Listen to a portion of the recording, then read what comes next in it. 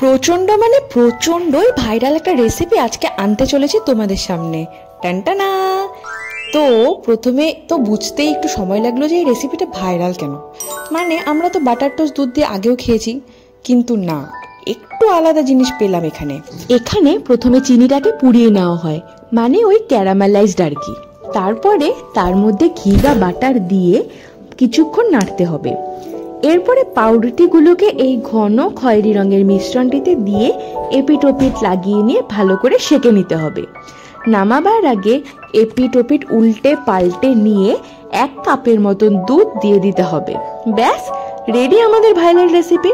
সত্যি কথা বলতে কি, খেতে কিন্তু অন্যরকমই হয়েছিল, আর তোমাদের দাদারও বেশ পছন্দ হয়েছে। অফিস যাওয়ার আগে তোমাদের দাদাদের কিন্তু, মানে তোমাদের দাদা না, অ্যাকচুয়ালি তোমাদের বড়েদের কিন্তু এই রেসিপিটি সপ্তাহে 1-8 দিন তোমরা বানিয়ে খাওয়াতে পারো।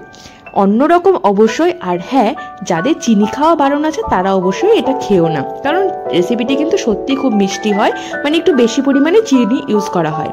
আরেকটা টিপস দিয়ে রাখি, ক্যারামেলাইজ যখন করবে তখন চিনিটাকে পুড়িয়ে ফেলবে না। বাই।